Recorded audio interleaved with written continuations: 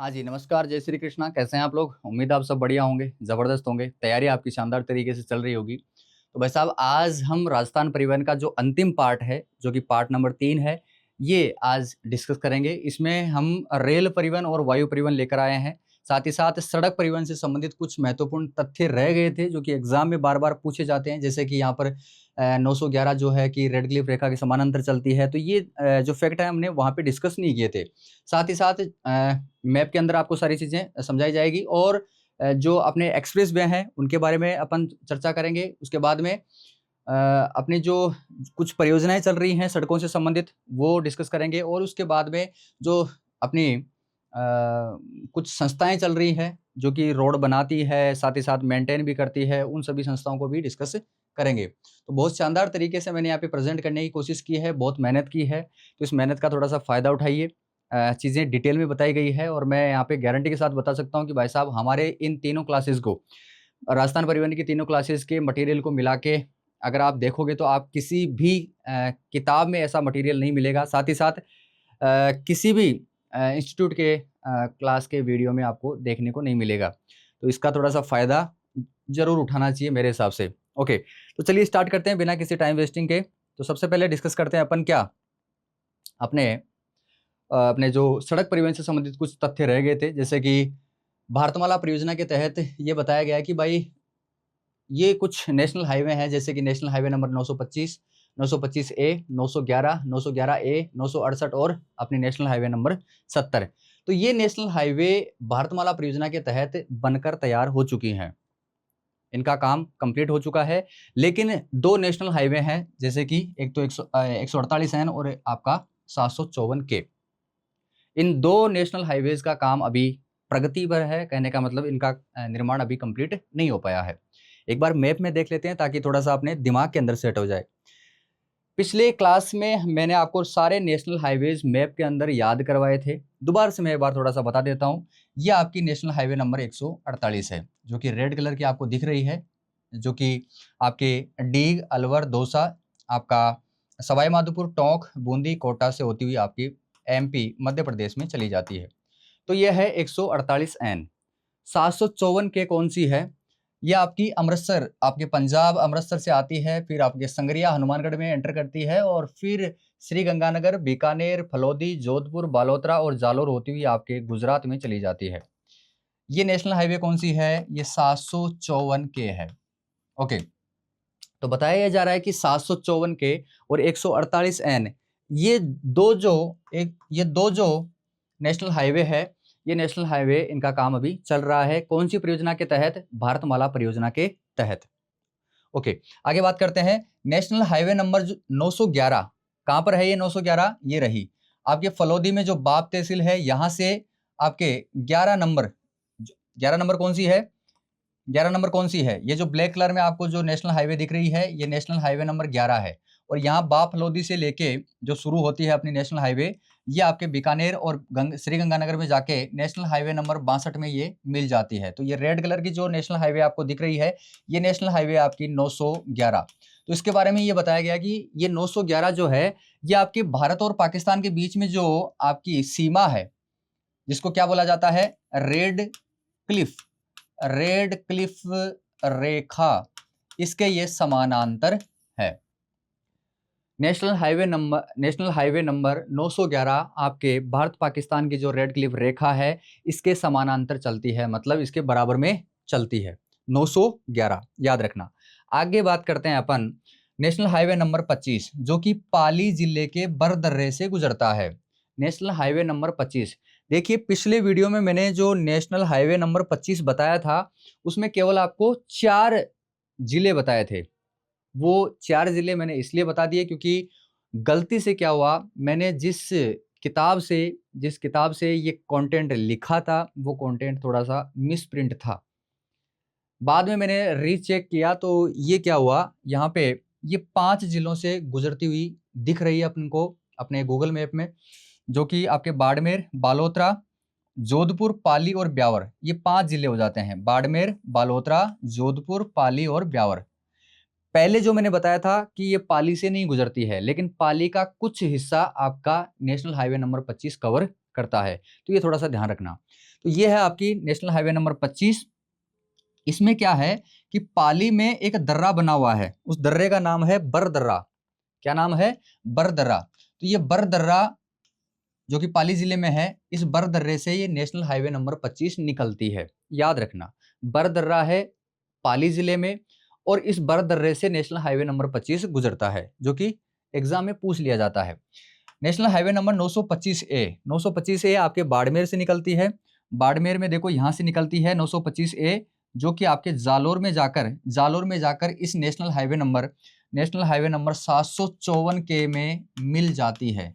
ये आपकी जो ग्रीन कलर की दिख रही है, ये 754 के है, तो इसमें जाकर ये मिल जाती है। कौन सी नेशनल हाईवे है ये? 925A। ओके, इसके बारे में ये बताया गया है 925A के बारे में कि भारत में ये पहला ऐसा राष्ट्रीय राजमार्ग है जहां पर वायुसेना के विमानों के लिए इमरजेंसी के टाइम पर लैंडिंग स्ट्रिप बनाई गई है। आपातकाल स्थिति में यहाँ पे वायुसेना अपने विमानों को उतार सकती है। इसके लिए यहाँ पे एक पट्टी बनाई गई है, एक हवाई पट्टी बनाई गई है। इमरजेंसी लैंडिंग स्ट्रिप, जिसको ELF बोला जाता है, वह बनाई गई है। कौन से नेशनल हाईवे पे? नेशनल हाईवे नंबर 925A पे। ओके, बात करते हैं कॉरिडोर की। ये 3 कॉरिडोर हैं, जिसमें आपका नेशनल हाईवे नंबर 27, जो कि आपका पूर्व पश्चिम कॉरिडोर का हिस्सा है। नेशनल हाईवे नंबर 27 कौन सा है? ये रहा आपका जो पर्पल कलर का, बैंगनी कलर का जो आपका नेशनल हाईवे दिख रहा है, ये है 27 नंबर, जो कि आपके गुजरात से लेकर, ये आपका गुजरात से लेकर कहाँ तक जाता है? आसाम तक जाता है। गुजरात से लेके आसाम तक जाता है, मतलब भारत के पश्चिमी इलाके को पूर्व इलाके से जोड़ता है। तो ये जो रोड है, ये पूर्व पश्चिम कॉरिडोर का हिस्सा है। ये रोड जो है आपको, जो नेशनल हाईवे 27 दिख रहा है, ये पूर्व पश्चिम कॉरिडोर का हिस्सा है। ओके, बात करते हैं नेशनल हाईवे नंबर 44 की। तो ये जो 44 है, ये आपको रेड कलर का दिख रहा है, जो कि केवल हमारे राजस्थान के एक ही जिले से गुजरती है। कौन सी है ये? National highway number 44। ये आपके जम्मू कश्मीर से कहाँ को जाती है? कन्याकुमारी तक जाती है। कन्याकुमारी कहाँ है? अपने भारत का दक्षिणतम बिंदु। जम्मू कश्मीर आपका अपने भारत का उत्तरी जो इलाका है, तो उत्तरी इलाके से दक्षिणतम इलाके तक जो रोड जाती है, तो उस रोड को किसका हिस्सा मानते हैं अपन? उत्तर दक्षिण कॉरिडोर का हिस्सा। तो ये जो 44 नंबर है, ये उत्तर दक्षिण कॉरिडोर का हिस्सा है। तो याद रखना, नेशनल हाईवे नंबर 27 पूर्व पश्चिम कॉरिडोर का हिस्सा है। नेशनल हाईवे 44 कौन सा है? उत्तर दक्षिण कॉरिडोर का हिस्सा है। ओके, आगे बात करते हैं नेशनल हाईवे नंबर 48 की। मैप के अंदर एक बार मैं आपको बता देता हूँ 48 कौन सा है। ये रही कोटपुतली, बहरोड, जयपुर, अजमेर, ये आपकी जो ग्रीन कलर की दिख रही है, भीलवाड़ा, फिर चित्तौड़, फिर आपके उदयपुर और फिर डूंगरपुर। तो ये जो नेशनल हाईवे है, ये है 48 नंबर। तो नेशनल हाईवे नंबर 48 जो है, पिछले वीडियो में मैंने आपको बताया है कि ये स्वर्णिम चतुर्भुज योजना का हिस्सा है। स्वर्णिम चतुर्भुज योजना का ये हिस्सा है। ओके, यहाँ पे जो नेशनल हाईवे नंबर 76 है, ये पूर्व पश्चिम कॉरिडोर और स्वर्णिम चतुर्भुज परियोजना दोनों का हिस्सा है। 27 तो है पूर्व पश्चिम कॉरिडोर का, 44 है उत्तर दक्षिण कॉरिडोर का, 48 है आपकी स्वर्णिम चतुर्भुज का। तो यहाँ पे जो 76 है, 76 जो है नेशनल हाईवे नंबर, ये पूर्व पश्चिम कॉरिडोर और स्वर्णिम चतुर्भुज परियोजना, इन दोनों का ये हिस्सा है। कहने का मतलब स्वर्णिम चतुर्भुज योजना कहने का मतलब यह है कि 48 नंबर से भी कहीं पर मैच हो जाती है और कहीं पर आपकी 27 नंबर से भी मैच हो जाती है। मतलब मैच होने का मतलब है कि कुछ दूरी तक ये एक साथ तय करते हैं। जैसे यहाँ पे देखो, ये है देखो, आपको ये ग्रीन कलर की और पर्पल कलर की आपको देखो चित्तौड़ में जाके मिल जाती है और फिर आपकी उदयपुर में निकलती है, उदयपुर में अलग हो जाती है। तो ये दोनों एक साथ ये यहाँ पे मैच हो रही है। तो इसी तरीके से क्या है, जो नेशनल हाईवे नंबर 76 है, ये कहीं पर आपको 27 नंबर से मैच होती हुई दिख जाएगी और कहीं पर आपको 48 नंबर से मैच होती हुई दिख जाएगी। यही बात बोली गई है कि ये पूर्व पश्चिम कॉरिडोर का हिस्सा है और साथ ही साथ स्वर्णिम चतुर्भुज परियोजना दोनों का हिस्सा है, कहीं ना कहीं आपको देखने को मिल जाएगी। ओके, सुरंगों की बात करते हैं तो चीरवा घाट सुरंग जो कि कहाँ पे बनी हुई है, ये उदयपुर में बनी हुई है। तो चीरवा घाट सुरंग नेशनल हाईवे नंबर 58 पे बनी हुई है। चीरवा घाट सुरंग कहाँ पर है ये, उदयपुर में। कौन से नेशनल हाईवे पे है, 58, national highway number 58। National highway number 58 कहाँ पर है, देखो ये फतेहपुर, आपका जो सीकर में फतेहपुर है यहाँ से शुरू होती है, फिर आपका चूरू, फिर डीडवाना, कुचामन, फिर नागौर, फिर जोधपुर, फिर पाली और फिर आपकी सिरोही से होती हुई आपकी ये, नहीं, ये रेड कलर की जो आपको दिख रही है ये, यहाँ से लेके फिर नागौर, फिर अजमेर, फिर ब्यावर, राजसमंद और आपकी उदयपुर से होती हुई आपकी गुजरात में चली जाती है। तो ये नेशनल हाईवे नंबर 58 है, ये आपकी नेशनल हाईवे नंबर 58 है। तो यहाँ पर आपका कौन सा सुरंग बनी हुई है, चीरवा घाट सुरंग। चीरवा घाट सुरंग उदयपुर में नेशनल हाईवे नंबर 58 पे बनी हुई है। आगे बात करते हैं देसूरी की नाल। ये जो सुरंग है ये कहाँ पे बनी हुई है, पाली में बनी हुई है। कौन से नेशनल हाईवे पे बनी हुई है, नेशनल हाईवे नंबर 162। तो एक बार मैप में देख लेते हैं अपन, नेशनल हाईवे नंबर 62 कौन सा है, ये रहा। आपको ये जो थोड़ा सा हल्का डार्क कलर का दिख रहा है आपको, ये है आपका नेशनल हाईवे नंबर 62। कौन सा है ये, 62। और 62 पे ही बनी हुई है आपकी 162। तो यहाँ से पाली से शुरू होती है और ये जो पर्पल कलर की आपको दिख रही है जो कि ब्यावर तक जाती है और ब्यावर में जाके नेशनल हाईवे नंबर 25 से जो मिल जाती है, ये आपकी जो नेशनल हाईवे है ये है आपकी 162। ये जो है ये है नेशनल हाईवे नंबर 162। तो इस 162 में 162 पे पाली जिले के अंदर यहाँ पर पाली जिले के अंदर कौन सी सुरंग बनी हुई है, देसूरी की नाल। देसूरी की नाल जो कि पाली जिले में है, कौन से नेशनल हाईवे पे है, 162 पे। ओके, यहां तक चीजें क्लियर हो चुकी हैं। आगे बात करते हैं अपन एक्सप्रेस वे की बात करते हैं। एक्सप्रेस वे की बात करते हैं, मैं ऑलरेडी आपको बता चुका हूं कि एक्सप्रेस वे क्या होते हैं। एक्सप्रेस वे ये हल्का सा ये समझ लो कि भाई दोनों तरफ से ये बंद होते हैं, आप कहीं से उतर या चढ़ नहीं सकते हैं। और साथ ही साथ ये 6 लेन से शुरू होते हैं, फिर 8 लेन, 10 लेन या 12 लेन तक आपके ये एक्सप्रेस वे रहते हैं। तो एक्सप्रेस वे की बात करते हैं तो सबसे पहला एक्सप्रेस वे हो जाता है अपना Delhi Mumbai greenfield express way. Delhi और मुंबई को जोड़ने वाला एक्सप्रेस वे, जो कि अभी वर्तमान में 8 लेन का है। वर्तमान में क्या है, ये 8 लेन का है। और इसको अब क्या किया जा रहा है, इसको 12 लेन बनाने का काम चालू है। इसको 12 लेन बनाया जाएगा, अब भविष्य में इसको 12 लेन बनाया जाएगा। Delhi Mumbai greenfield express way, इसका अगर आप इसका नंबर अगर देखना चाहो तो ये 148 एन है। ये 148 एन है। 148 एन कौन सी है, ये वाली। तो ये 148 एन जो है ये Delhi Mumbai greenfield expressway का हिस्सा है। ये 148 N Delhi Mumbai greenfield expressway का ये हिस्सा है। तो यहाँ पे ये बताया गया है कि टोटल दिल्ली से लेके मुंबई तक ये जो एक्सप्रेस वे है इसकी टोटल लंबाई है 1386 किलोमीटर, लेकिन राजस्थान के अंदर ये केवल 376 किलोमीटर की दूरी तय करता है। ये मुकंदरा हिल्स टाइगर रिजर्व से भूमिगत टनल से गुजरता है। मुकंदरा हिल्स टाइगर रिजर्व कहां पर है, तो एक बार मैप में देख लेते हैं अपन। ये देखो, ये जो झालावाड़ का कुछ हिस्सा, फिर कोटा, फिर आपका बूंदी, और बूंदी के बाद में भीलवाड़ा और चित्तौड़गढ़, ये जो हिस्सा है, ये जो हिस्सा आपको दिख रहा है, ये हिस्सा आपका किसका है, मुकंदरा हिल्स टाइगर रिजर्व का। Mukundra hills tiger reserve. तो ये जो 148 एन है, ये आपकी मुकंदरा हिल्स टाइगर रिजर्व से गुजरती है। तो यहां पे ये इस टाइगर रिजर्व के बीच में से नहीं गुजरती। वो इसलिए नहीं गुजरा गया, इसलिए नहीं गुजरा गया क्योंकि भाई यहां पर कुछ क्या पशु पक्षियों को और साथ ही साथ पेड़ों को नुकसान ना हो, इसलिए जमीन के अंदर से एक टनल बनाई गई है, एक सुरंग बनाई गई है, उसी से इस रोड को गुजारा गया है। तो याद रखना, नेशनल हाईवे नंबर 148 एन या दिल्ली मुंबई ग्रीनफील्ड एक्सप्रेसवे, ये मुकंदरा हिल्स टाइगर रिजर्व के नीचे से होकर गुजरता है। मतलब अंडरग्राउंड एक टनल बना रखी है, सुरंग बना रखी है, उसी से ये गुजरता है। वो इसलिए गुजारी गई है ताकि किसी को नुकसान ना हो, मतलब पर्यावरण को नुकसान ना हो। ओके, जिले कौन से हैं, जिले मैंने आपको बता दिए हैं, डीग, अलवर, दौसा, आपका फिर सवाई माधोपुर, टोंक, फिर बूंदी, फिर कोटा। ओके, तो ये जिले इसमें कवर होते हैं अपने राजस्थान में। आगे बात करते हैं अपने नेक्स्ट एक्सप्रेसवे की, जो कि अमृतसर जो कि पंजाब में है, पीबी पंजाब में है, फिर ये जामनगर मतलब गुजरात में। तो अमृतसर से लेके जामनगर तक ये एक्सप्रेसवे आपकी जाती है, राजस्थान से होके जाती है 754 के 754 के। इधर मैंने आपको बताया था ये पंजाब में अमृतसर से शुरू होती है, फिर आपके हनुमानगढ़ में संगरिया, फिर आपका श्रीगंगानगर, बीकानेर, फलौदी, जोधपुर, बालोतरा और जालोर से होती हुई आपके गुजरात में जामनगर तक जाती है। तो ये भी एक्सप्रेसवे है, ये भी एक्सप्रेसवे है। तो इसके बारे में और चीजें अपन देख लेते हैं कि टोटल लंबाई इसकी कितनी है, 636 किलोमीटर है।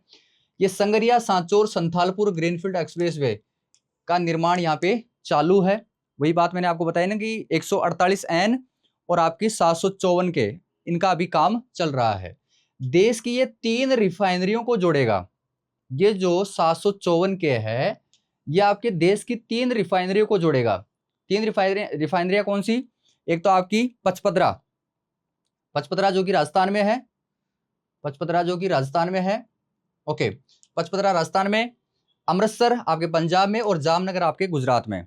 तो इन 3 जगह जो ये पेट्रोलियम की रिफाइनरी है, रिफाइनरियों को ये जोड़ने का काम करेगा। जिले कौन से हैं? हनुमानगढ़, गंगानगर, बीकानेर, फलौदी, जोधपुर, बालोतरा और जालोर। ये ऑलरेडी मैं आपको मैप में बता चुका हूं। नेक्स्ट एक्सप्रेसवे की बात करें तो जयपुर बांदीकुई, जयपुर और बांदीकुई को जोड़ने वाला जो एक्सप्रेसवे है, जयपुर और बांदीकुई को जोड़ने वाला जो एक्सप्रेसवे है वो है NE4C। NE4C ये ऑलरेडी आपको पता है, जयपुर में यहां से शुरू होता है और आपके दौसा में बांदीकुई तक जाता है, दौसा में बांदीकुई तक जाता है, जो कि कौन सा है? NE4C। तो इस एक्सप्रेसवे की बात क्या है, इसके बारे में फैक्ट क्या है? सिंपल सा फैक्ट है कि बांदीकुई को जयपुर से जोड़ेगा। ओके, उपरोक्त ये जो तीनों एक्सप्रेसवे हैं, इनके अलावा 2 एक्सप्रेसवे ऐसे हैं जो कि अभी प्रस्तावित हैं।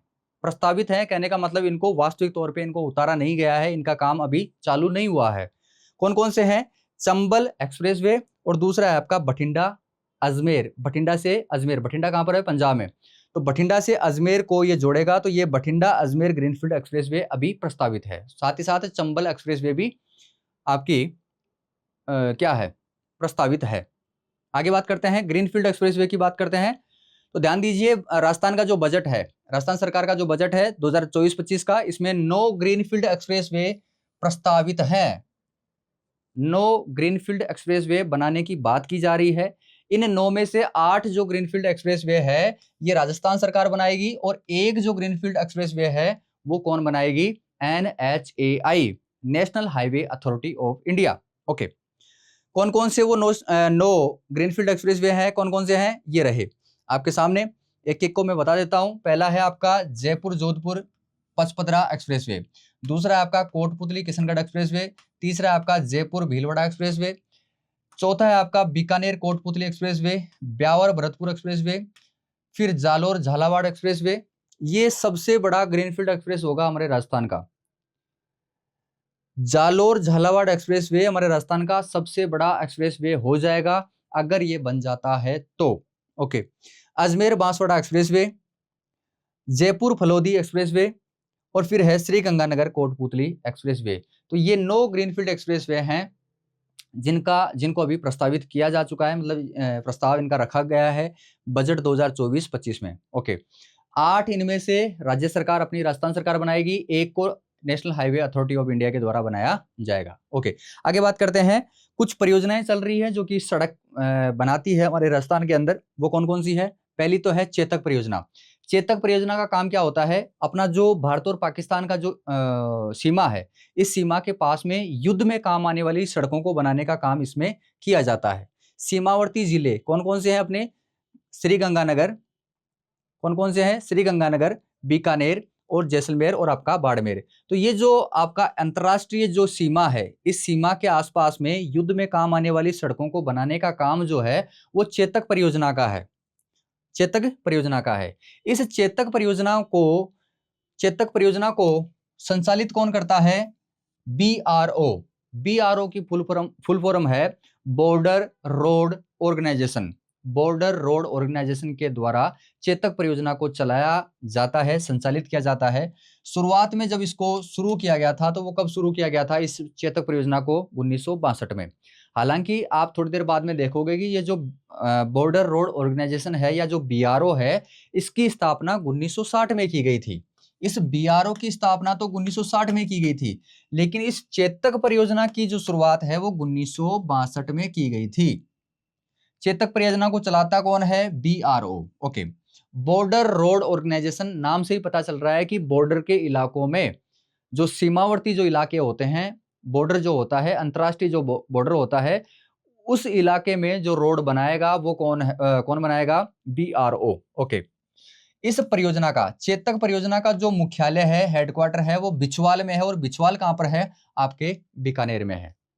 बिछवाल बीकानेर में चेतक परियोजना का हेडक्वार्टर है। ओके, ठीक है, आगे बात करते हैं। सेंट्रल रोड इंफ्रास्ट्रक्चर फंड, केंद्रीय आधारभूत सड़क निधि। इस निधि का, इस परियोजना का काम क्या होता है?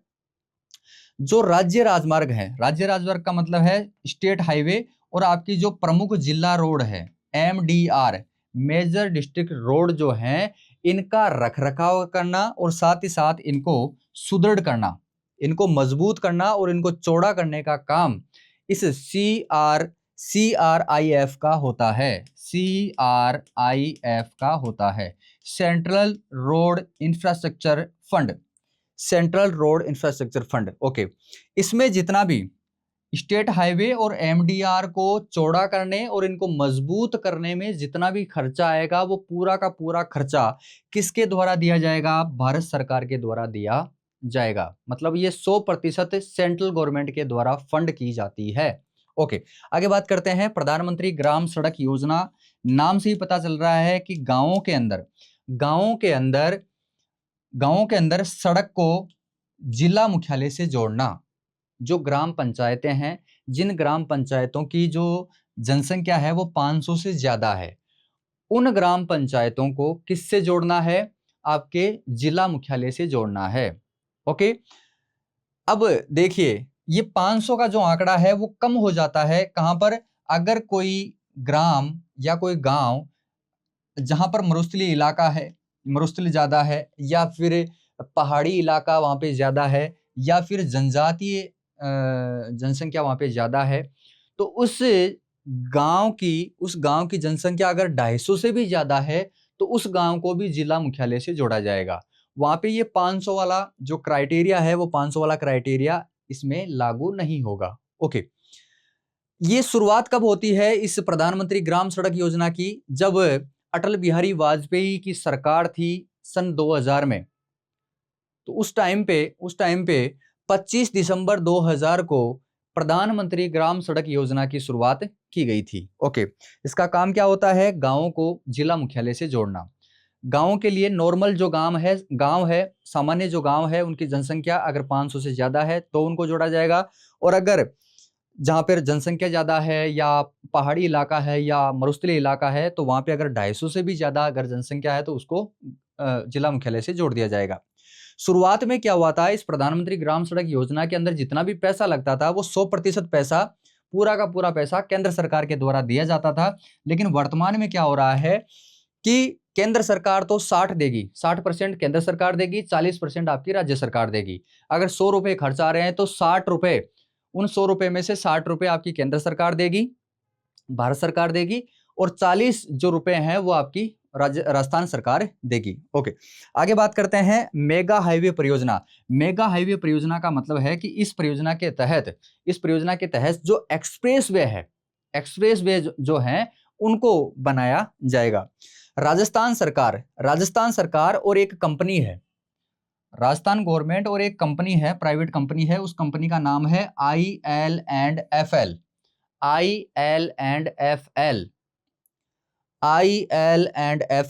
ये एक प्राइवेट कंपनी है, साथ ही साथ राजस्थान सरकार है। ये दोनों 50-50% की भागीदारी के साथ इस परियोजना को कंप्लीट करेंगे। मेगा हाईवे परियोजना, इसके अंदर राजस्थान सरकार और मेसर्स जो IL&FL है, ये 50% की भागीदारी के साथ इन्होंने एक कंपनी बना ली है। कब स्थापित की गई थी इस कंपनी को? 2004 में। इसका काम क्या होता है? जो एक्सप्रेस वे है वो एक्सप्रेस वे बनाया जाता है इनके द्वारा। अच्छा, इनका संचालन कौन करता है? संचालन कौन करता है? रेडकोर करता है। ये जो हाईवेज जो बनाए जाएंगे वो किसके द्वारा बनाए जाएंगे? किसके द्वारा बनाए जाएंगे? रेडकोर के द्वारा बनाए जाएंगे। लेकिन जो पैसा आएगा, वो 50-50% किससे आएगा? 50% राजस्थान सरकार से आएगा और 50% आपका IL एंड FL से आएगा। ओके, ठीक है। रेडकोर की पूरी फॉर्म जो फुल फॉर्म है वो याद रखना, एग्जाम में पूछी जाती है। रेडकोर में जो RIDCOR है, इसमें road infrastructure development company of Rajasthan limited, ये आपको याद होना चाहिए। Road infrastructure development company of Rajasthan limited, as it is ऐसे कैसे याद होनी चाहिए। अगली परियोजना देखते हैं अपन, ग्रामीण गौरव पथ योजना। इसकी शुरुआत 2014-15 में की गई थी। ग्रामीण गौरव पथ योजना की शुरुआत 2014-15 में की गई थी। इसके अंदर क्या होता है कि प्रत्येक ग्राम पंचायत में लगभग 1 किलोमीटर की सीमेंट कंक्रीट सड़क बनाई जाएगी, सीमेंट की CC रोड बनाई जाएगी, साथ ही साथ नालियां भी बनाई जाएंगी। रोड के साथ साथ नाली बनाने का काम, लगभग 1 किलोमीटर की रोड, लगभग 1 किलोमीटर की रोड हर गांव के अंदर बनाई जाएगी। कौन सी परियोजना के तहत? ग्रामीण गौरव पथ योजना के तहत। शहरी गौरव पथ योजना, जिस तरीके से ये गांव में हो रहा था उसी तरीके से शहरों के अंदर भी ये परियोजना लागू है। तो 2016-17 में शहरी गौरव पथ योजना की शुरुआत की गई थी। इससे क्या इसमें क्या काम होता है? शहरी निकायों में 1-2 किलोमीटर की डामर सड़क, फुटपाथ और नाली, ये तीनों बनाने का काम इसका होता है, इस परियोजना के तहत होता है। भारतमाला परियोजना, इसमें क्या है देखो, इसकी शुरुआत 31 जुलाई 2015 को की गई थी। किसके द्वारा? भारत सरकार के द्वारा। भारत सरकार भारतमाला परियोजना को क्या करती है? संचालित करती है। इसका उद्देश्य क्या है? 17 राज्य और 7 जो तटीय प्रदेश है, जो समुद्र से जो सटाकर जो अपने राज्य हैं, उन प्रदेशों को जोड़ने का काम किसका है? भारतमाला परियोजना का है। ओके, इसमें सड़क जो बनाई जाएगी वो लगभग 10 मीटर की बनाई जाएगी। कहने का मतलब 30 से 35 फीट के आसपास की जो चौड़ाई है वो इन सड़कों की रहेगी। और 2017-18 में क्या हुआ कि जो नेशनल हाईवे डेवलपमेंट प्रोग्राम है, नेशनल हाईवे डेवलपमेंट प्रोग्राम को 2017-18 में भारतमाला परियोजना के अंदर मिला दिया गया है। अब नेशनल हाईवे डेवलपमेंट प्रोग्राम अलग से काम नहीं करती है, ये भारतमाला परियोजना के तहत ही काम करती है। ओके, मुख्यमंत्री सड़क योजना के तहत क्या होता है? जो धार्मिक स्थल है और जो ऐतिहासिक जो पर्यटन स्थल है, इनको आपस में जोड़ना, सड़कों से आपस में जोड़ने का काम मुख्यमंत्री सड़क योजना के तहत होता है। इसकी शुरुआत 7 अक्टूबर 2005 में की गई थी। ध्यान दीजिए, ये सारे जितने भी मैं फैक्ट बता रहा हूं, ये सारे के सारे फैक्ट एग्जाम के अंदर पूछे जाते हैं, तो इनको याद रखना होगा। ओके, आगे बात करते हैं। राजस्थान रोड विजन 2025 का जो जो उद्देश्य है वो क्या है? सड़क तंत्र के विकास को एक लंबी योजना देना, दीर्घकालिक योजना देने का काम किसका है? आपके राजस्थान रोड विजन 2025 का है। ओके, राजस्थान में सड़क विकास के लिए कुछ संस्थाएं काम कर रही है। पहली संस्था है आपकी BRO, जिसके द्वारा चेतक परियोजना चलाई जाती है। इस BRO के बारे में अगर देखा जाए तो इसकी स्थापना कब की गई थी? 1960 में की गई थी। किसके द्वारा की गई थी? किसके द्वारा की गई थी? रक्षा मंत्रालय के द्वारा। रक्षा मंत्रालय, डिफेंस मिनिस्ट्री जो हमारे सेंट्रल गवर्नमेंट की है, उसके अंडर में ये काम करती है। उसी के द्वारा इसको स्थापित किया गया था, BRO को स्थापित किया गया था। इसकी फुल फॉर्म भी आपको याद होनी चाहिए, border road organisation. Border road organisation, इसका काम क्या होता है? जो अंतर्राष्ट्रीय जो हमारे सीमावर्ती जिले हैं, उन जिलों में युद्ध के लिए काम आने वाली सड़कें बनाने का जो काम है या जो जिम्मेदारी है वो BRO की होती है। इस BRO का मुख्यालय कहां पर है? दिल्ली में है। ओके, आगे बात करते हैं। राजस्थान राज्य पथ परिवहन निगम, RSRTC। RSRTC की फुल फॉर्म क्या है? Rajasthan state road transportation corporation. Rajasthan state road transportation corporation. इसकी अगर बात की जाए, RSRTC की बात की जाए तो इसकी स्थापना 1964 में की गई थी। इसका मुख्यालय कहां पर है? इसका मुख्यालय जयपुर में है। और इसका काम क्या है? राजकीय बस सेवा का संचालन करना। जो राजस्थान रोडवेज है, इस राजस्थान रोडवेज को संचालित करने का काम, कंट्रोल करने का काम आपके RSRTC का होता है। Rajasthan state road transportation corporation, RSRTC का काम होता है, मतलब रोडवेज का संचालन इसके द्वारा किया जाता है। राजस्थान राज्य सड़क विकास एवं निर्माण निगम लिमिटेड, जिसको आरएसआरडीसी कहा जाता है। इंग्लिश में अगर देखा जाए तो Rajasthan state road development and construction corporation limited, ये इसकी फुल फॉर्म है आरएसआरडीसी की। ओके, इसकी स्थापना 1979 में की गई थी। जब इसकी स्थापना की गई थी तो ये आरएसआरडीसी के नाम से स्थापित नहीं की गई थी। उस टाइम पे इसको राजस्थान स्टेट ब्रिज लिमिटेड के नाम से स्थापित किया गया था। राजस्थान स्टेट ब्रिज लिमिटेड के नाम से इसको स्थापित किया गया था। कब? 1979 में, 1979। ओके, इसका नाम बदला गया 2001 में, और नाम बदल के इसको क्या कर दिया गया? Rajasthan state road development and construction corporation limited, इसको हिंदी में कहा जाता है राजस्थान राज्य सड़क विकास एवं निर्माण निगम लिमिटेड। ओके, इसका काम क्या होता है? सड़कों को बनाने का, भवनों को बनाने का, और जो ब्रिज होते हैं, जो पुल होते हैं, इनको बनाने का काम इसका होता है आरएसआरडीसी का। ओके, अगला है नाबार्ड, जिसको हिंदी में बोलते हैं राष्ट्रीय कृषि एवं ग्रामीण विकास बैंक। इंग्लिश की अगर बात करें तो national bank for agriculture, national bank for agriculture and rural development.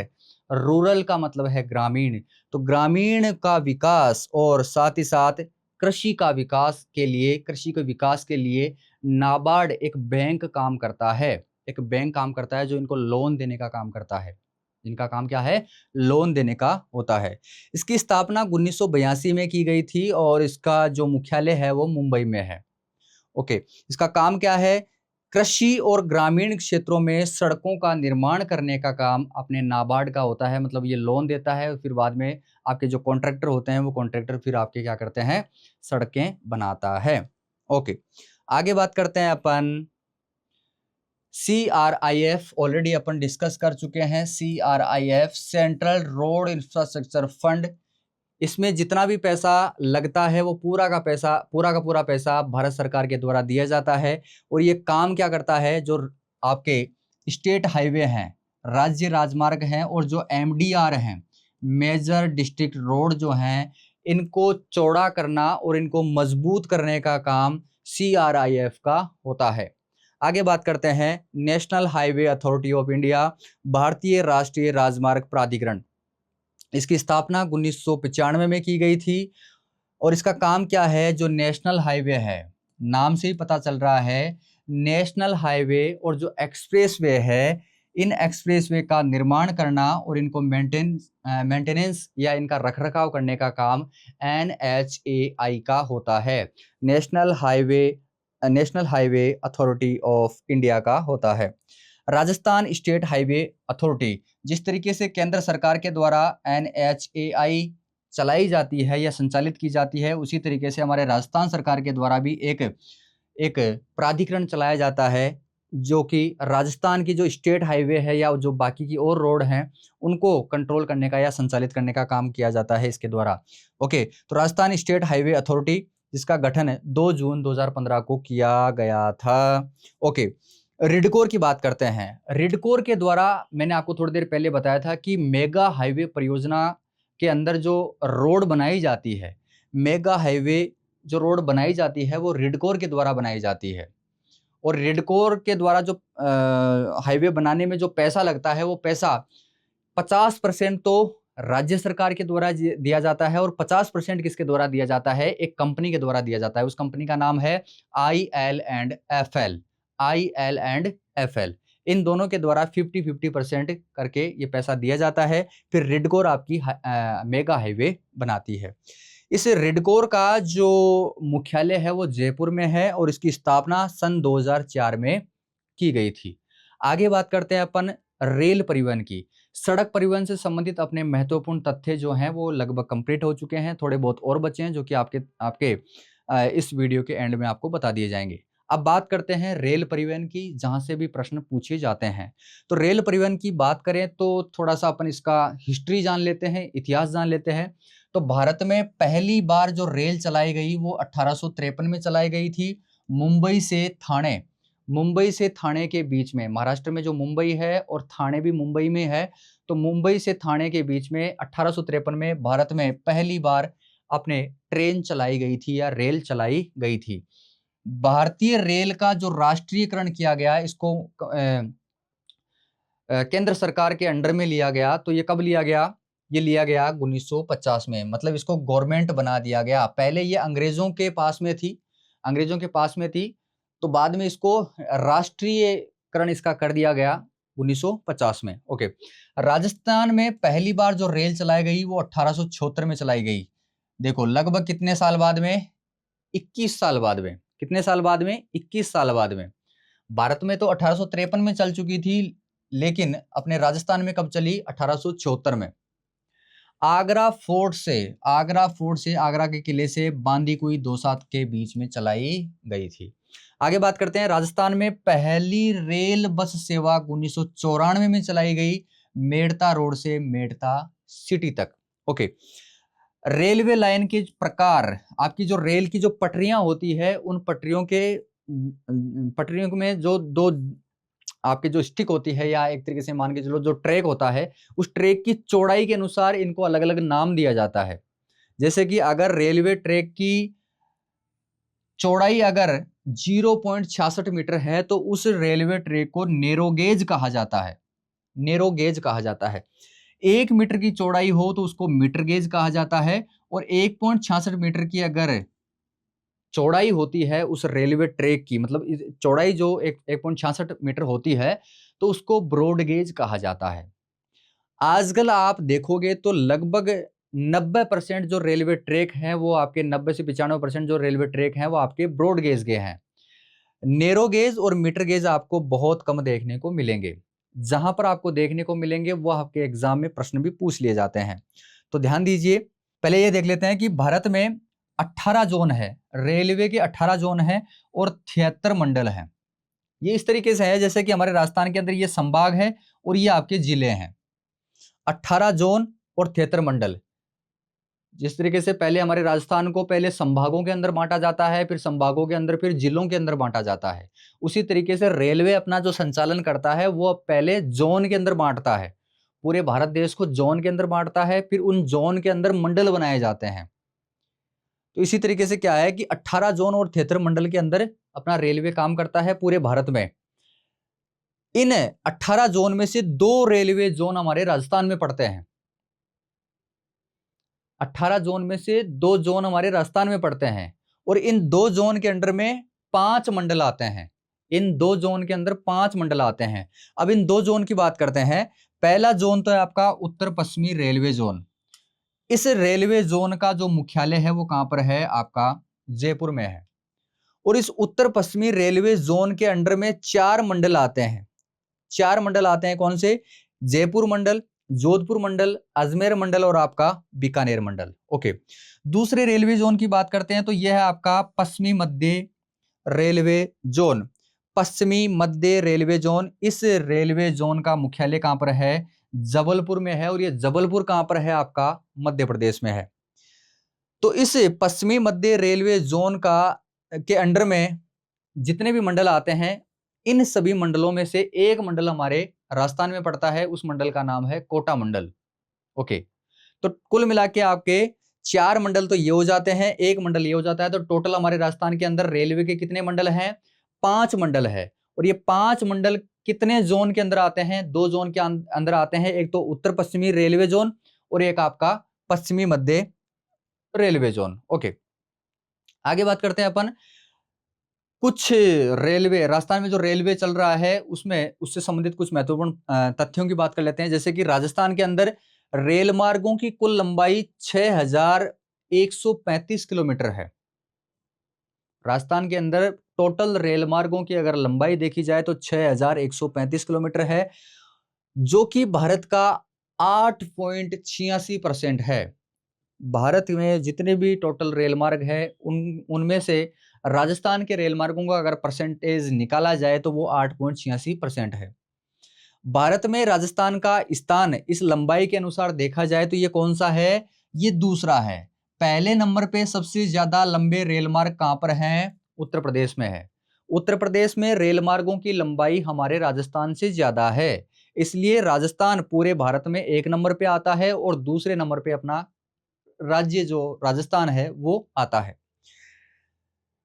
5703 5703 जो रेल मार्ग हैं ये विद्युतीकरण इनका हो चुका है, मतलब इन पे डीजल इंजन नहीं चलता है, इन पे डीजल इंजन नहीं चलता है, इन पे इलेक्ट्रिक इंजन चलता है। ओके, जितने भी ब्रॉडगेज जो लाइन है, रेलवे ट्रैक है, उनमें से 97% ब्रॉडगेज का विद्युतीकरण हो चुका है। एक बार मैं थोड़ा सा रेस्ट ले लेता हूं एक बार। ओके, तो आगे बात करते हैं अपन। रेल मार्गों का जो घनत्व है हमारे राजस्थान के अंदर वो है 17.92 किलोमीटर प्रति हजार, 17.92 किलोमीटर प्रति हजार वर्ग किलोमीटर। ओके, बात करते हैं अपन हमारे राजस्थान के अंदर एकमात्र जो नैरोगेज लाइन है, नैरोगेज का मतलब है कि 0.66 मीटर की चौड़ाई है इनके बीच में, रेलवे ट्रैक के बीच में। तो एकमात्र नैरोगेज लाइन हमारे केवल एक ही जिले में है, कौन से में? धौलपुर में। और यहाँ पे दो हैं, ये दो नैरोगेज लाइन है। एक तो आपकी धौलपुर बाडी तातपुर के बीच में, दूसरी है धौलपुर और सरमथुरा, धौलपुर सरमथुरा और धौलपुर बाड़ी तांतपुर। तो ये दो नैरोगेज लाइन है अपने धौलपुर के अंदर, केवल धौलपुर के अंदर ही नैरोगेज है। ओके, एशिया का सबसे बड़ा मीटर गेज, एशिया का सबसे बड़ा मीटर गेज यार्ड, मतलब यार्ड का मतलब है कि अपना वहां पे रेलवे कोच वगैरह, डिब्बे वगैरह खड़े रहते हैं या ट्रेन वगैरह खड़ी रहती है वहां पे। तो यह है फुलेरा जंक्शन। कौन सा है? फुलेरा जंक्शन। फुलेरा कहां पर है? आपके जयपुर में। आगे ओके, आगे बात करते हैं बिना रेल मार्ग वाले जिले। बांसवाड़ा और प्रतापगढ़ में अभी रेल मार्ग नहीं है, याद रखना, बांसवाड़ा और प्रतापगढ़ में रेल मार्ग नहीं है, काम अभी चल रहा है, अभी इनमें काम चल रहा है। युद्ध से संबंधित जो रेल मार्ग हैं, युद्ध से संबंधित जो रेल मार्ग है वो कौन से हैं? एक तो जैसलमेर और पोखरण के बीच में, और दूसरा कौन सा है? सूरतगढ़ और बठिंडा के बीच में। जैसलमेर पोखरण और सूरतगढ़ बठिंडा, ये दो जो रेल मार्ग है ये आपके युद्ध में काम में आने लायक सैन्य रेल मार्ग है ये। ओके, आगे बात करते हैं अपन रेल सुरंगों की। तो सबसे लंबी जो रेल सुरंग है वो आपके डीडवाना से इंदावा लालसोट तक जो आपका रेल मार्ग बना हुआ है, जो रेलवे ट्रैक है, इस ट्रैक पे सबसे लंबी सुरंग बनी हुई है। कितनी लंबी है ये? 2150 मीटर की ये सुरंग, रेल सुरंग बनी हुई है। देवारी सुरंग की बात करते हैं तो चित्तौड़गढ़ और उदयपुर के बीच में जो रेलवे ट्रैक है, इस रेलवे ट्रैक पे कितने मीटर की? 750, 750 मीटर की ये आपकी देवारी सुरंग बनी हुई है। बात करते हैं कामली घाट सुरंग की। ये जो कामली घाट सुरंग है ये दो जगह बनी हुई है। एक तो आपकी मावली मारवाड़ मीटर गेज पे बनी हुई है, मावली से मारवाड़ के बीच में जो मीटर गेज ट्रैक लाइन है उस पे बनी हुई है, और साथ ही साथ मावली मारवाड़ मीटर गेज पे ही एक और आपकी सुरंग बनी हुई है जो कि 300 मीटर की है। ये 500 मीटर की है और ये आपकी 300 मीटर की है। तो दो कामली घाट सुरंग बनी हुई है, एक 500 मीटर की और एक आपकी 300 मीटर की। दोनों ही मावली और मारवाड़ मीटर गेज आपके रेलवे ट्रैक पे बनी हुई है। आगे बात करते हैं दर्रों से गुजरने वाले मार्ग। देखो, दर्रा अलग चीज होती है। दर्रा तो ये है कि दोनों तरफ पहाड़ है, बीच में से आपकी रेलवे लाइन है, तो वो दर्रा हो जाता है। लेकिन सुरंग क्या है कि ये चारों तरफ से पैक होती है ये सुरंग। ओके, दर्रों की बात करते हैं तो बर दर्रा, ये अजमेर मारवाड़ जंक्शन और आबू रोड के बीच में जो रेलवे मार्ग है यहाँ पे ये बर दर्रा पड़ता है। गोरमघाट दर्रा उदयपुर से जोधपुर के बीच में जो रेलवे ट्रैक बना हुआ है। Okay, Mavli Marwar junction rail मार्ग जो है उस पे ये आपका गोरमघाट दर्रा देखने को मिलता है। ओके, नवीनतम रेल मार्ग है, कौन कौन से हैं? ये एकदम नए बनाए गए हैं। गंगापुर सिटी जो कि सवाई माधोपुर है, तो गंगापुर सिटी दौसा के बीच में जो रेल मार्ग है जो कि 92 किलोमीटर का है, ये नवीनतम है। उसके बाद में सोनू हमीरा, सोनू और हमीरा के बीच में आपका जो 61 किलोमीटर का रेल मार्ग है ये भी बिल्कुल नया बनाया गया है। ये किस लिए बनाया गया है कि जैसलमेर में जो सोनू क्षेत्र है, इस सोनू क्षेत्र से जो चूना पत्थर है, इस चूना पत्थर को इसकी ढुलाई करने के लिए या इसको लाने ले जाने के लिए ये रेल मार्ग बनाया गया है। अजमेर में मदार से पुष्कर के बीच में जो 24 किलोमीटर का रेल मार्ग है, ये भी नया बनाया गया है। झालावाड़ सिटी से नया गांव कहाँ पर है? झालावाड़ में। तो झालावाड़ सिटी से नया गांव तक जो 78 किलोमीटर का रेल मार्ग है, ये भी एकदम नया रेलवे ट्रैक बनाया गया है। बागड़गांव से रास जो कि पाली में है, तो इनके बीच में भी ये 28 किलोमीटर का नया रेल मार्ग बनाया गया है। उसके बाद में सादुलपुर बाईपास जो कि चूरू में है, तो ये 4 किलोमीटर का रेल मार्ग भी नया बनाया गया है। अब जिसका काम चल रहा है वो कौन सा है? रतलाम, बांसवाड़ा और डूंगरपुर के बीच में आपका जो रेल मार्ग है, उसका काम 192 किलोमीटर का जो रेलवे ट्रैक है, उसका काम अभी चल रहा है, कंप्लीट नहीं हुआ है। आगे बात करते हैं जयपुर मेट्रो की। जयपुर मेट्रो से भी कई बार प्रश्न पूछे जाते हैं। तो जयपुर मेट्रो किसके अंडर में काम करता है? JMRC, Jaipur metro rail corporation. JMRC, Jaipur metro rail corporation की स्थापना 2010 में की गई थी। एशियन विकास बैंक की सहायता से जयपुर मेट्रो रेल कॉर्पोरेशन की स्थापना की गई थी सन 2010 में। इसका शुरुआत जो रेलवे का जो ट्रैक बनाने का काम, इस जयपुर मेट्रो का जो काम है, वो कब चालू किया गया था? 3 जून 2015 को। देखो ये तो निगम बना था 2010 में। मतलब पहले संस्था बनती है, फिर संस्था वो काम करती है। पहले संस्था बनती है, उसमें गठन किया जाता है, भाई कर्मचारियों को हायर किया जाता है, पैसा कहाँ से आएगा, किस तरीके से मैनेज किया जाएगा, जो ट्रैक है वो कहाँ से कहाँ तक होगा, ये सारी चीज़ें डिसाइड की जाती है। उसके बाद में काम शुरू होता है। तो इसने काम शुरू किया था 2015 में, 3 जून 2015 में। ट्रैक गेज की चौड़ाई, मतलब ट्रैक की जो चौड़ाई है वो जयपुर मेट्रो की कितनी है? 143.5 सेंटीमीटर। देश की ये छठवीं मेट्रो है। देश में ये 6वें नंबर पे है। ओके, 5 राज्यों में पहले बन चुकी थी, लेकिन राजस्थान में ये 6वें नंबर पे आती है जयपुर मेट्रो, और राजस्थान में ये पहली मेट्रो है। जयपुर में जो मेट्रो बनाई गई, तो ये राजस्थान में पहली बार यहीं पर बनाई गई थी। ओके, इसमें 2 चरणों में काम होगा। पहले चरण में देखो, पहले चरण में आपको 4 उपचरण देखने को मिलते हैं। फेज 1A जो कि मानसरोवर से चांदपोल का 12 किलोमीटर का जो जयपुर मेट्रो का जो ट्रैक है, ये बनकर तैयार हो चुका है और यहाँ पे मेट्रो आपको देखने को मिल जाएगी। दूसरा, आपको चांदपोल से बड़ी चौपड़ जो कि अंडरग्राउंड होकर आपकी ये मेट्रो जाती है, क्योंकि वहां पे ऊपर से काम चलाना बहुत ज्यादा मुश्किल है, क्योंकि ये पुराना जो जयपुर है आपका, ये चांदपोल के आसपास ही आपको देखने को मिलता है। तो ऊपर से कुछ भी तोड़फोड़ नहीं की गई है, इसको अंडरग्राउंड ही निकाला गया है। ये अंडरग्राउंड है और यहाँ पर भी आपको मेट्रो देखने को मिल जाती है। लेकिन ये जो 2 फेज हैं, बड़ी चौपड़ से लेके ट्रांसपोर्ट नगर, इसका काम चल रहा है, और साथ ही साथ मानसरोवर से आपके 200 फुट बाईपास, मानसरोवर से 200 फुट बाईपास के बीच में भी ये आपका काम जयपुर मेट्रो का चल रहा है।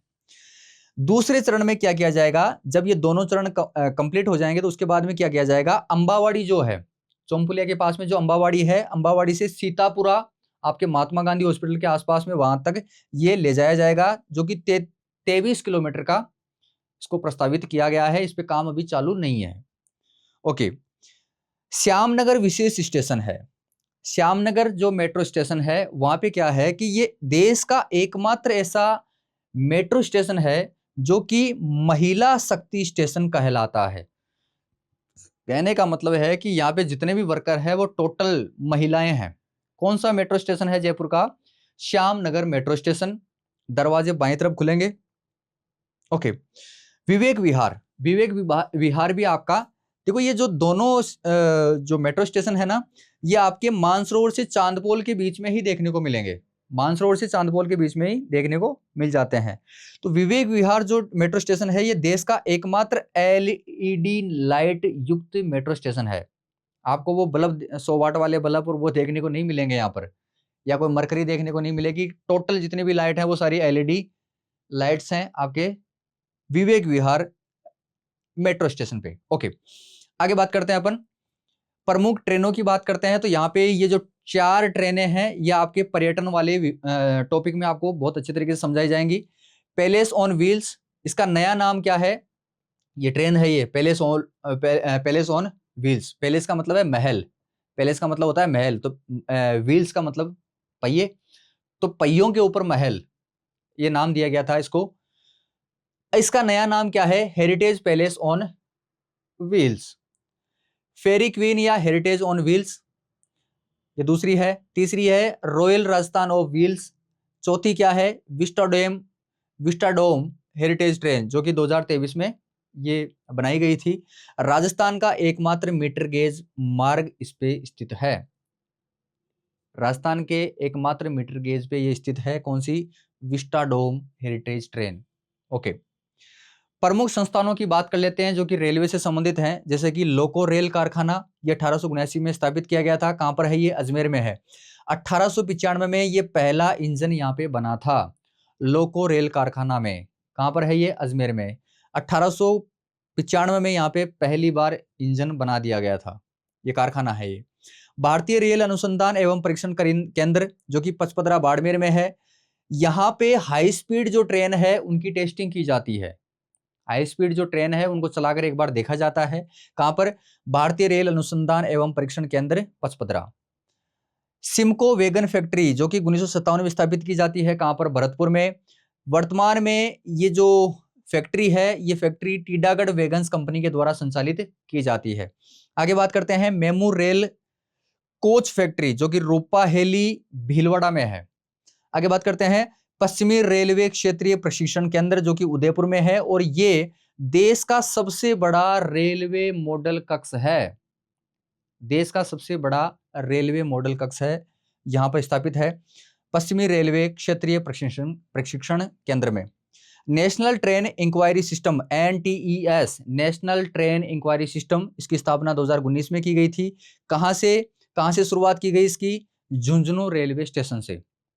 अब तो लगभग सारे रेलवे स्टेशन पे आपको NTS देखने को मिल जाता है।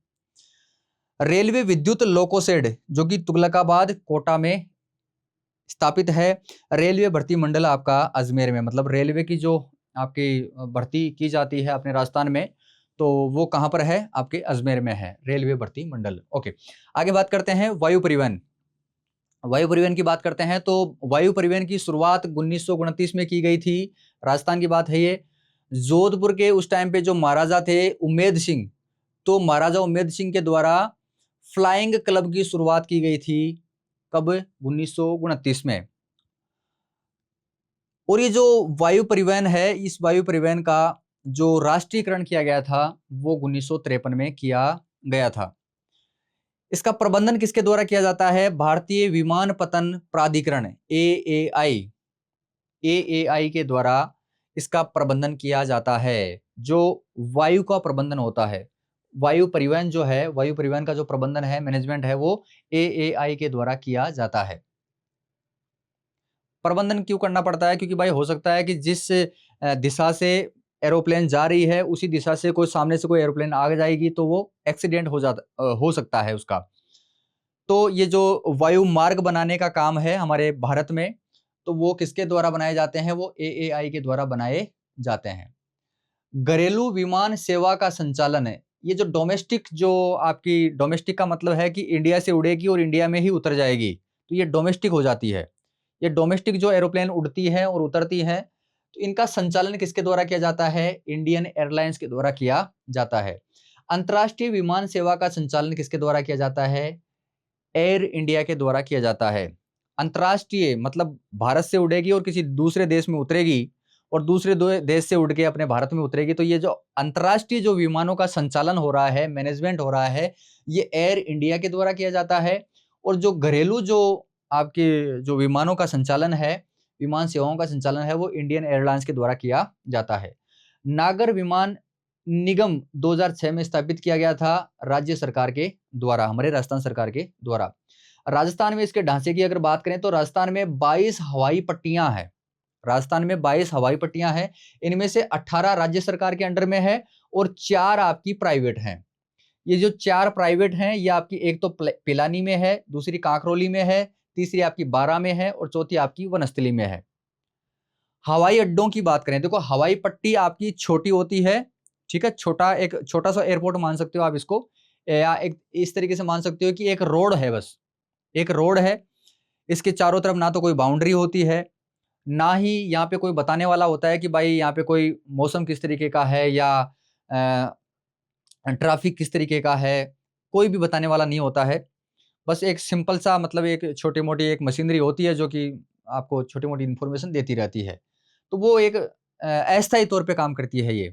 तो ये हवाई पट्टियाँ होती है और एयरपोर्ट अलग चीज़ होता है हो जाती है। एयरपोर्ट पे आपको पूरा सिस्टम देखने को मिलता है, वहाँ पे पूरा कंट्रोलिंग सिस्टम रहता है, कंट्रोलिंग रूम होता है और वहाँ से सारी चीज़ें आपके गाइडेंस वगैरह जो हैं वो सारे वहाँ से मिलते रहते हैं। और पूरा आपकी बाउंड्री रहती है उस एयरपोर्ट की, जो इलाका होता है, जो पट्टियाँ होती है, उसपे आपके क्या बोलते हैं उसको, सिग्नल वगैरह, टर्मिनल वगैरह, ये सारी चीज़ें वहाँ पे लगाई जाती है हवाई अड्डों पे। तो राजस्थान में कुल 10 हवाई अड्डे हैं, इनमें से 4 हवाई अड्डे आपके नागरिक हैं और 6 आपके सैन्य हैं। 4 नागरिक हैं कहने का मतलब है कि यहाँ पर लोग आने-जाने का काम कर सकते हैं, लेकिन ये जो सैन्य है, ये केवल आपकी क्या बोलते हैं इसको, मिलिट्री के द्वारा ही काम में लिए जाते हैं। सेना के द्वारा ही काम में लिए जाते हैं।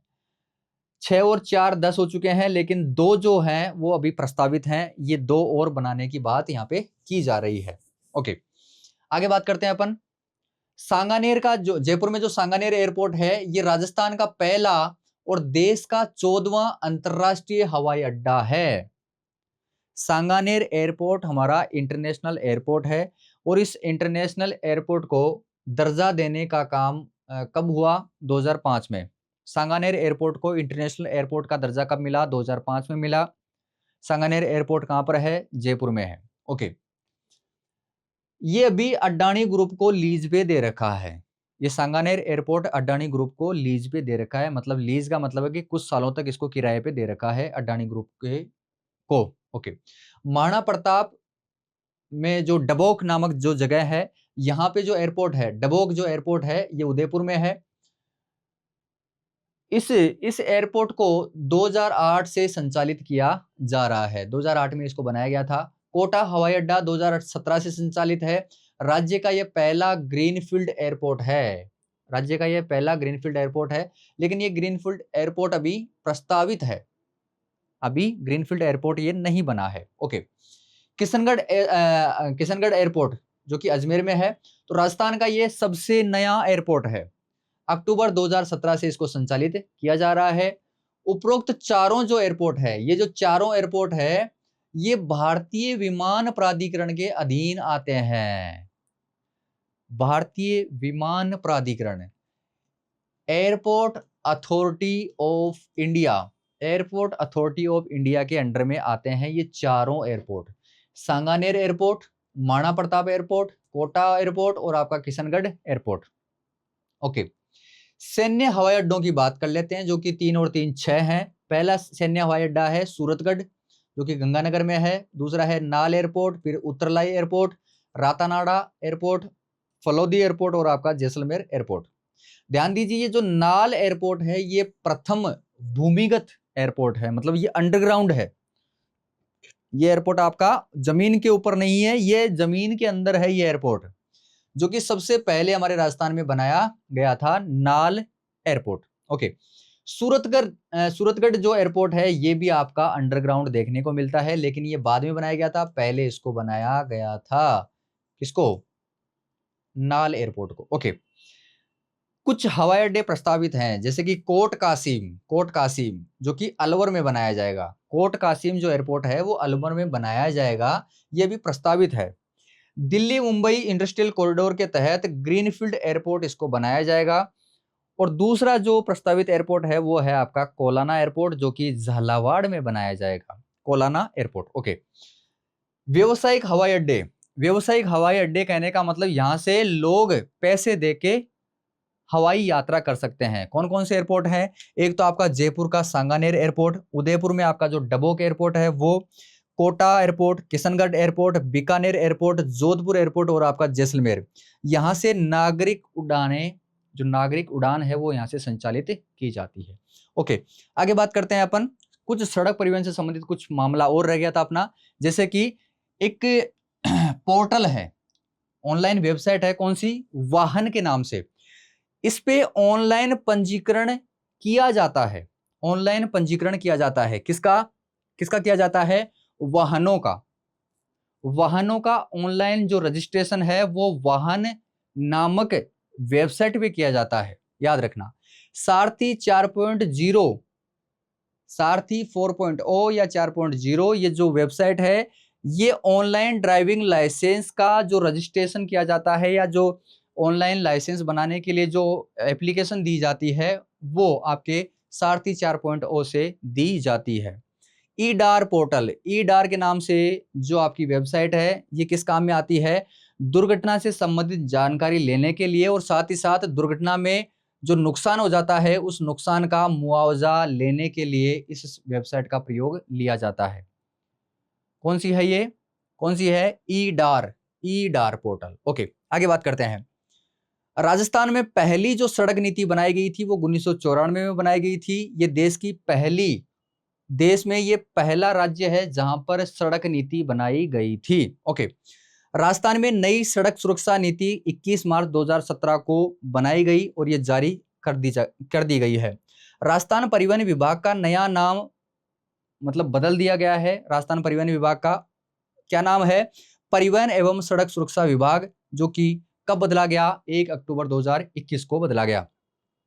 कुछ अधिनियम है जैसे कि राजस्थान सड़क विकास अधिनियम जो कि 2000 के अंदर स्थापित हुआ था। दूसरा अधिनियम है राजस्थान स्टेट हाईवेज अधिनियम जो कि 2014 में बनाया गया था। अन्य अधिनियम की बात करते हैं तो Rajasthan state bus terminal development प्राधिकरण अधिनियम जो कि 2015 में स्थापित किया गया था। ये कुछ चीजें हैं जैसे कि नेशनल हाईवे के जो ये जो माइलस्टोन होते हैं, ये जो पत्थर होते हैं, जो ये पत्थर होते हैं, इनके ऊपर आपने देखा होगा कि अलग अलग कलर होते हैं, अलग अलग कलर दे रखे होते हैं। जैसे कि ये ऑरेंज कलर का अगर आपको ऊपर से इसका सिर पत्थर का माइलस्टोन का अगर आपको ऑरेंज कलर दिखता है तो ये ऑरेंज कलर आपको पीएम प्रधानमंत्री ग्राम सड़क योजना का देखने को मिलता है। ओके, काला जो रंग है ये आपके जिला सड़कों का मिलता है। हरा जो देखने को मिलता है वो स्टेट हाईवे का देखने को मिलता है, जो राज्य राजमार्ग है उनका देखने को मिलता है। और जो नेशनल हाईवे है, नेशनल हाईवे का माइलस्टोन का ऊपर से जो कलर होता है वो आपका येलो कलर देखने को मिलता है। तो ये कलर भी आपको याद होने चाहिए, एग्जाम में यहां से प्रश्न पूछे जा सकते हैं। ओके, आगे बात करते हैं अपन। राजस्थान परिवहन विभाग का जो आदर्श वाक्य है या जो मोटो है वो क्या है? याद रखना, यहां से एग्जाम में पूछ लिया जाता है। चेरेवती चेरेवती चेरेवती चेरेवती, ये आपके राजस्थान परिवहन विभाग का मोटो है, आदर्श वाक्य है। राजस्थान राज्य पथ परिवहन निगम का मोटो क्या है? सुबास्ते पथाने संतु, सुबास्ते पंथाने संतु। ओके, आगे बात करते हैं।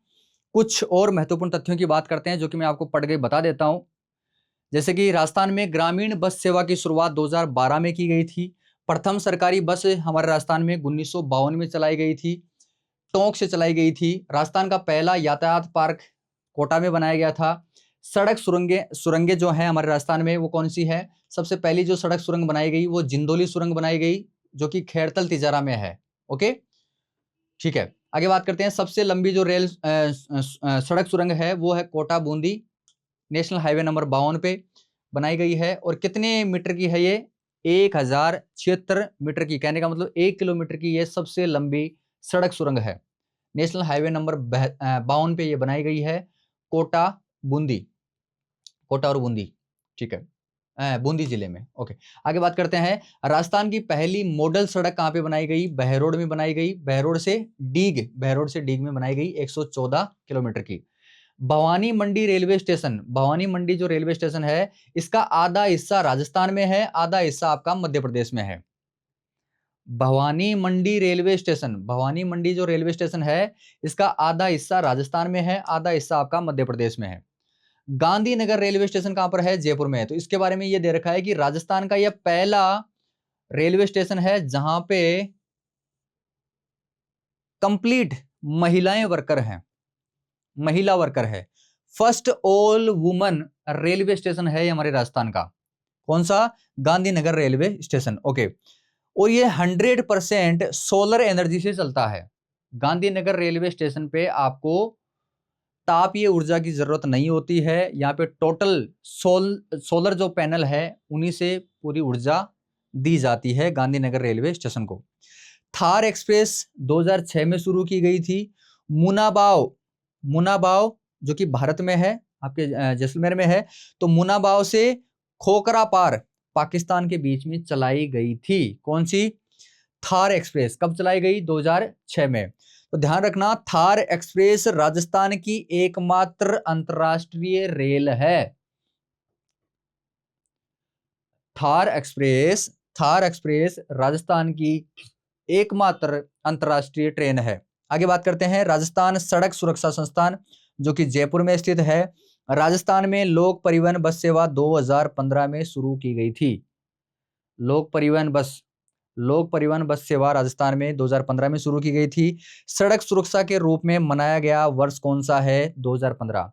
कहने का मतलब 2015 का जो वर्ष है ये सड़क सुरक्षा वर्ष के रूप में मनाया गया था। आगे बात करते हैं, राजस्थान का प्रथम ड्राइविंग ट्रैक जगतपुरा जयपुर में है। ओके, आगे बात करते हैं अपन पिंक सिटी एक्सप्रेस की बात करते हैं। तो ये राजस्थान की प्रथम सुपर फास्ट ट्रेन है। पिंक सिटी एक्सप्रेस राजस्थान की प्रथम सुपर फास्ट ट्रेन है। ये दिल्ली जयपुर के बीच में चलाई गई है। कौन सी? Pink city express. ओके, आगे बात करते हैं, वंदे भारत ट्रेन की बात करते हैं। तो भारत की पहली सेमी हाई स्पीड, ये स्पीड थोड़ी कम है इसकी, सबसे ज्यादा स्पीड कौन सी है? पिंक सिटी एक्सप्रेस की। ओके, राजस्थान में अजमेर जयपुर दिल्ली मार्ग पे इसको शुरू किया गया था। सबसे पहले राजस्थान में सबसे पहले वंदे भारत ट्रेन को अजमेर और दिल्ली के बीच में चलाया गया था, जो कि जयपुर से होती हुई जाएगी। ठीक है, अजमेर जयपुर दिल्ली मार्ग पे इसको चलाया गया सबसे पहले। ये राजस्थान की पहली वंदे भारत ट्रेन थी। वर्तमान में राजस्थान में 4 वंदे भारत ट्रेन चल रही है। अजमेर चंडीगढ़ के बीच में, जोधपुर साबरमती के बीच में, उदयपुर सिटी और जयपुर के बीच में, और उदयपुर सिटी और आगरा कैंट के बीच में। तो ये 4 अपनी वंदे भारत ट्रेन अपने राजस्थान में चल रही है। ओके, आगे बात करते हैं dedicated freight corridor. Dedicated freight corridor का मतलब है कि एक ऐसा रेलवे ट्रैक बनाया गया है जिसपे केवल माल ढुलाई का काम किया जाता है। इस पे पैसेंजर ट्रेन नहीं चलती है, इससे यात्री नहीं जाते हैं, केवल माल की सप्लाई की जाती है। तो ऐसा कॉरिडोर बनाया गया है डेडिकेटेड।